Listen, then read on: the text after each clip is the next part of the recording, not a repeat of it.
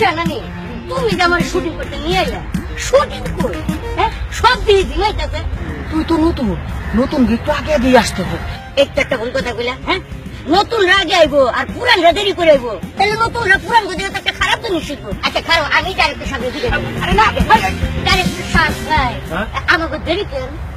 আরে ভাই এখন হিরো এসে পৌঁছায় নাই, আর হিরোইন মেকআপে হিরো যে কখন আইবো আর হিরোইনের মেকআপ যে কখন শেষ হবে সেটা করতে পারি না। তাইলে হেগো টাইমের লগে মিলাইয়া শুটিং এর টাইমটা দিলে ভালো হতো না? তাইলে সবার একটু কষ্ট হতো না। এই, ভাই আপনি কিছু মনে করেন না, আপনার যখন খুশি তখন করেন, আমাকে কোনো অসুবিধা নাই। শুনেন, নতুন অবস্থায় ওনারা এই ভাই বলছো, এখন তো পাটনা কথাইছে, এখন আর অতীত মনে রাখে না, এখন সব স্টার হয়ে গেছে। দেখ আসেন এবার আপনার স্পিডটা বুঝাই দিন। আশা করছেন? যাক, ঠিক আছে, সিকোয়েন্সটা একটু বুঝালো। ঠিক আছে, উনি হলো নায়িকার ভাই, নায়ক নায়িকাকে নিয়ে ভাগে যাবে। ঠিক আছে, তখন উনি মানে নায়িকার ভাই প্রথমে আপত্তি করবে, পরে মানে নেবে। ডাইরেক্টর সাহেব, এই হ্যাঁ আমার একটা আপত্তি আছে। নায়ক নায়িকারা ভালো নিয়ে বিয়ে করবো কেন? বিয়ে শাদী তো একটা পবিত্র জিনিস, বাপারে গিয়ে প্রস্তাব দিলেই হয়। সেটা সম্ভব না, কারণ ছেলে ম্যাট্রিক পাস, মেয়ে মাস্টার্স করা, বাবা আমার মেনে নেবে না। স্ক্রিপ্ট অনুযায়ী ডায়লগ করবে। ঠিক আছে, ওকে আপনারা যান। দেখি ভাই, এই আমরা ডেকে যাবো, চারশো আজি রেডি, ক্যামেরা রেডি, অ্যাকশন। শোনো, তোমার বাবা মা এই বিয়ে কিছুতেই মেনে নিবে না, চলো আমরা পালাই যাই। চলো তাহলে এখনই কাজে অফিসে যাই। হ্যাঁ চলো। এই চলো, কোথায় যাও? ভাইয়া হ্যাঁ আমি বাড়ি থেকে তোকে ফলো করতে করতে আইছি। চল বাড়ি চল। ভাইয়া আমি ওকে ছাড়া বাঁচবো না, প্লিজ ভাইয়া তুমি বাধা দিও না।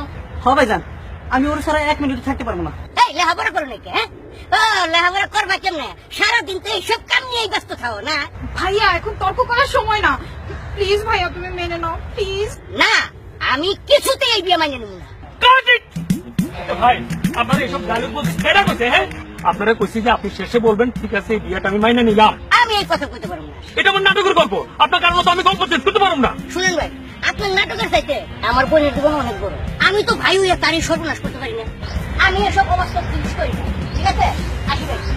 আমার এই নানি, আমার গাড়ি খারাপ আছে। আরে তুই ছাড় না।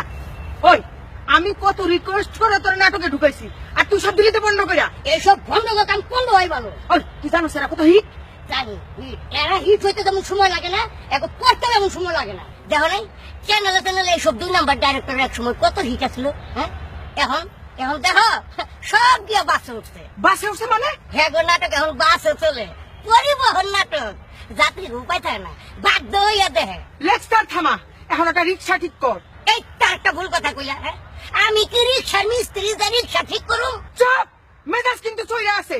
লাভ নাই, তোমার মেজাজ হইলে তেজপাতার মতো, তেজপাতার লোকের তেজ থাকলে তেজ নাই, তোমার তেজ সেই রকম।